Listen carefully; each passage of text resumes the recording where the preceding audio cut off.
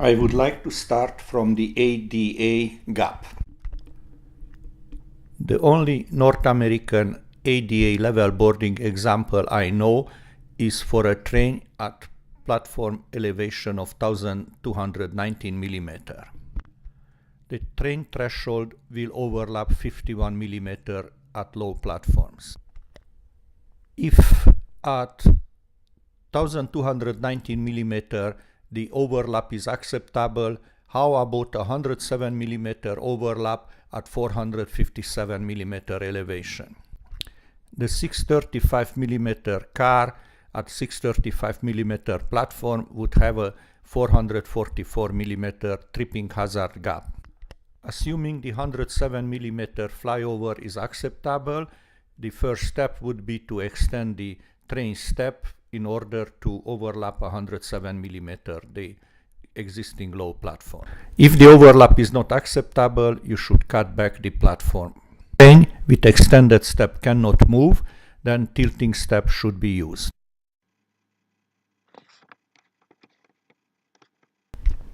Once the train step is extended, the train floor also should be extended in order to reduce the gap to the platform to 254 mm. Once the platform alteration completed for a corridor, the step could be removed, no more need for it. Subsequently, the train floor can further extended.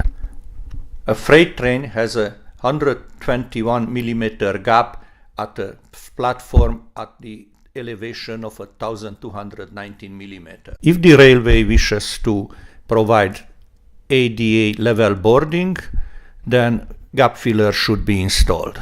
The railway intends to install gap fillers to provide ADA level boarding at the end of the process.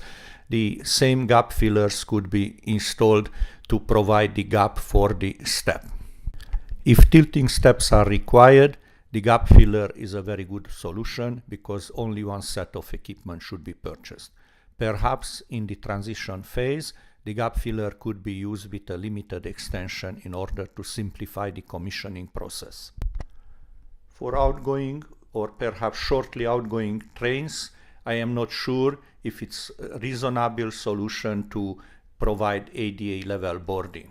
Without gap fillers, the end result is a large horizontal gap at the same level. Thus, the boarding provided by a 457 platform would be much superior to the large horizontal gap.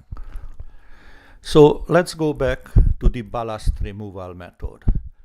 150 mm train is a standard train with many advantages. I cannot comment, I don't know about trains. For the 635 train, the process would be more complicated because would require 185 mm ballast to be removed in order to provide the same level boarding or eventually ADA level boarding for the refurbished train, which I am not sure that is the best interest. If the 93 mm or 185 mm ballast surplus is not available, then the best method is to use polyurethane ballast reinforcement. If the ballast to be removed is not available, ballast should be added before starting the platform construction. If the added platform is selected, the platform addition should be completed before the ballast is added because the train wouldn't board. So first step to build the platform at train step elevation. The next step to raise the step by 93 mm or 185 mm for the 635 trains. The last step with a ballast transfer machine to remove the 93 mm or 185 mm ballast. Don't worry too much about the ballast transfer machine because you only need it at the end of process, assuming say 5 to 7 years for a larger railway. For the 550 mm train, platform addition with below 4% slope could solve the problem relatively easily. For the 635 train, you would need a temporary platform 185 mm above the current platform. The 550 train It would not require mini platform because it's only 9 millimeter below the nominal elevation of the currently used mini platforms. For the future 457 trains is very simple and could cost even less as building platforms for 127 millimeter elevation. The 550 platform is a bit more complicated, and I am not sure if the advantage offered by the standard train compensates the additional cost on service impact. In contrast, the 550 millimeter platform has higher safety risk, higher service impact, higher duration, and higher cost. Is that compensated by the advantages offered by purchasing a standard train? I don't know. The 635 platform is the most complicated, and I am not sure at the end of the day we'll end up in a ADA level boarding for the outgoing trains.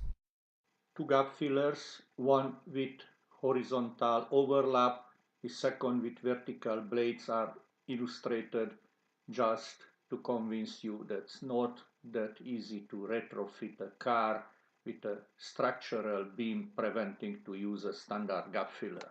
I don't think that would work very well. I hope my videos can help your decision-making process, and if you need any further assistance, please contact me through my LinkedIn page. Please do not forget the videos I made based on few North American pending patents and subsequently are protected accordingly. Thank you very much for your attention and have a nice level boarding.